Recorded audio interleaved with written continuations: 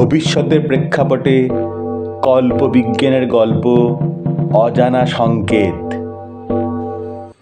ভারতের ব্যাঙ্গালোরে অবস্থিত ইন্ডিয়ান স্পেস রিসার্চ অর্গানাইজেশন অর্থাৎ ইসরো একটি জরুরি বৈঠক ডাকল।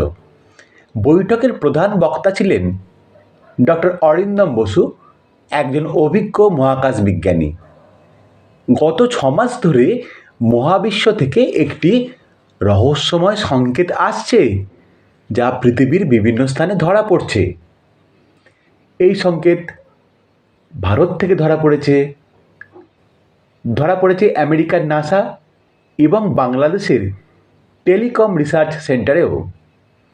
সংকেতটি অত্যন্ত জটিল এবং ডিকোড করা সম্ভব হচ্ছে না। ডক্টর অরিন্দম বললেন, এই সংকেত কোনো প্রাকৃতিক উৎস নয়। আমাদের ধারণা এটি একটি উন্নত মহাজাগতিক সভ্যতার বার্তা, কিন্তু এর অর্থ কী তা আমরা এখনও বুঝতে পারিনি।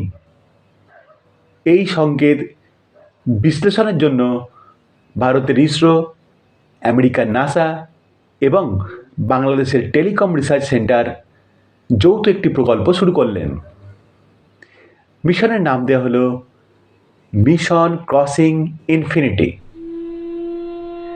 ডক্টর অরিন্দম বসু ভারতীয় বিজ্ঞানী, মিশনের প্রধান বিজ্ঞানী, মহাকাশ গবেষণায় 20 বছরের অভিজ্ঞ।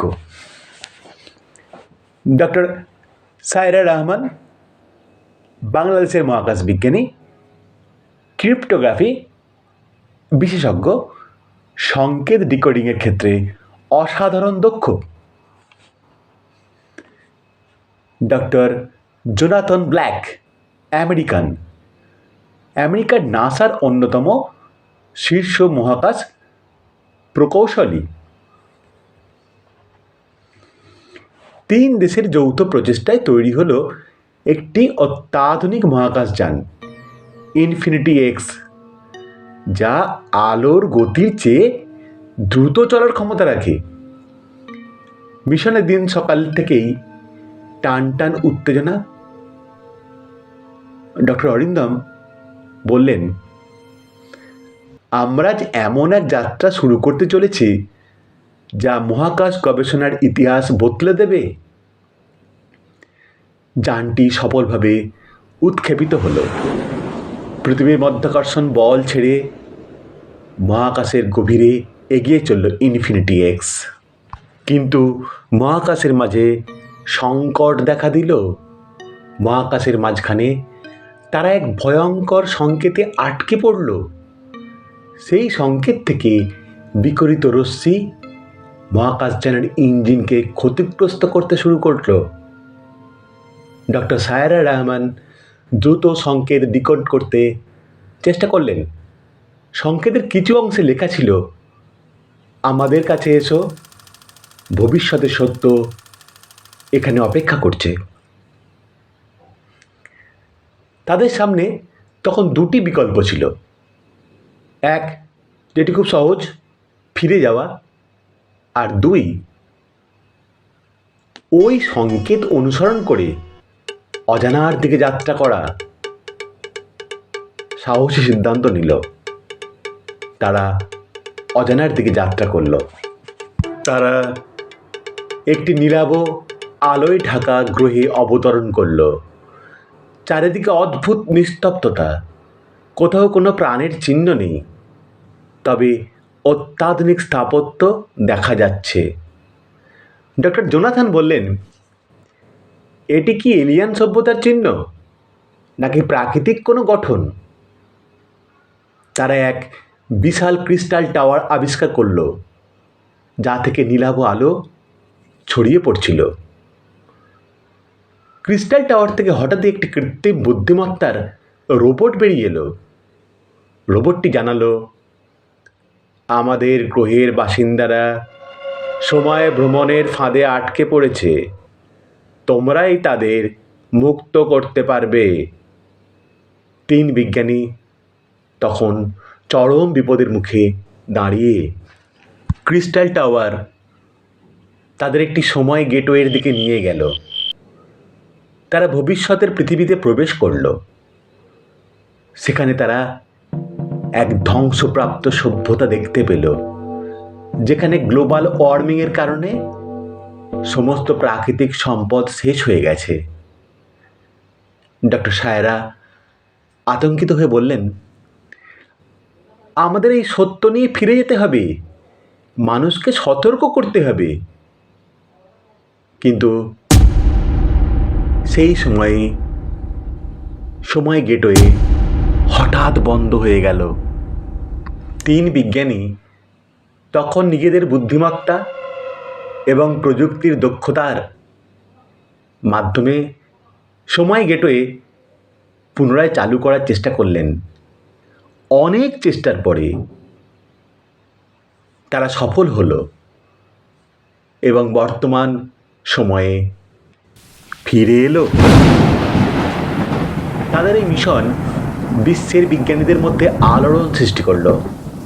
মিশন ক্রসিং ইনফিনিটি মানব জাতির ভবিষ্যৎ রক্ষার এক গুরুত্বপূর্ণ মাইল ফলক হয়ে উঠল। 3 বিজ্ঞানী সময়ে গেটওয়ে দিয়ে বর্তমান পৃথিবীতে ফিরে এলেও তাদের অভিজ্ঞতা তাদের মনকে সম্পূর্ণরূপে বদলে দিয়েছিল। ভবিষ্যতের ধ্বংসপ্রাপ্ত পৃথিবীর স্মৃতি যেন এখনও তাদের চোখের সামনে জীবন্ত। তাদের মিশন শুধু মহাকাশ যাত্রা নয়, বরং মানব জাতির জন্য এক গুরুত্বপূর্ণ বার্তা নিয়ে এসেছিল। ফিরে আসার পর ডক্টর অরিন্দম একটি আন্তর্জাতিক সাংবাদিক সম্মেলনে বললেন, আমরা মহাকাশে শুধুমাত্র সংকেত খুঁজতে যাইনি, বরং সময়ের এক বিপজ্জনক চক্রের মুখোমুখি হয়েছি। ভবিষ্যতে পৃথিবী কীভাবে ধ্বংসের দিকে এগিয়ে যেতে পারে তা আমরা নিজের চোখে দেখেছি। গ্লোবাল ওয়ার্মিং, প্রাকৃতিক সম্পদের অপব্যবহার, সব কিছু যদি এখনই থামানো না হয়, তবে সেই ভয়ঙ্কর ভবিষ্যৎ আমাদের জন্য অপেক্ষা করছে। ডক্টর সায়রা রহমান বললেন, আমরা কেবল সংকেত ডিকোড করিনি, বরং মহাবিশ্বের এক উন্নত সভ্যতার কাছ থেকে সতর্কবার্তা পেয়েছি। সেই বার্তা স্পষ্ট, বিজ্ঞানকে মানবতার কল্যাণে ব্যবহার করতে হবে, ধ্বংসের নয়।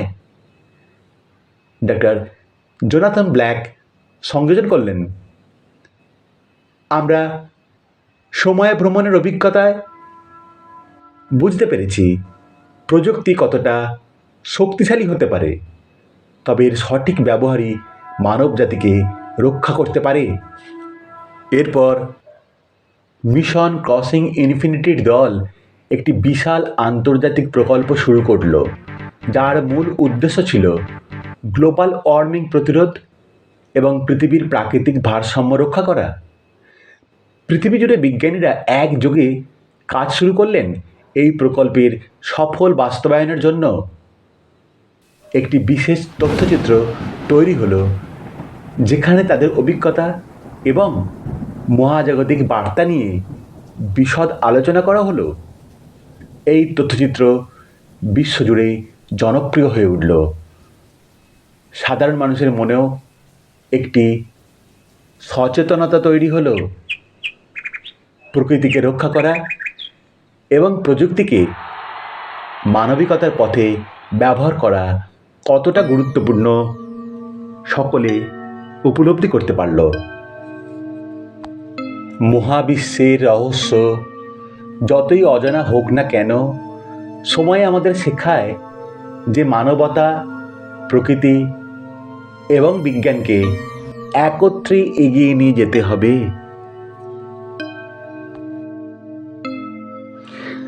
প্রকৃত তথ্যের সঙ্গে ভবিষ্যতের বিপদ, সম্ভাবনা, কল্পনা মিশ্রিত করে পরিবেশিত করা হলো। আপনাদের কেমন লাগলো মতামত জানাবেন। যারা নতুন আছেন তারা চ্যানেলটিকে সাবস্ক্রাইব করবেন, আর পুরনোরা পাশে থাকবেন। ভালো লাগলে বন্ধুদের ছাত্রছাত্রীদের, পরিচিতদের মধ্যে শেয়ার করবেন, যাতে ভবিষ্যতে আরও বিজ্ঞানভিত্তিক, মনোজ্ঞ, আকর্ষণীয়, বাস্তবধর্মী কল্পবিজ্ঞানের গল্প পরিবেশনের উৎসাহ পাই।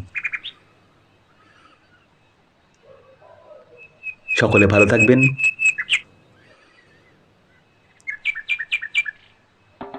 খুব তাড়াতাড়ি পরবর্তী কল্পবিজ্ঞানের গল্প নিয়ে হাজির হচ্ছি।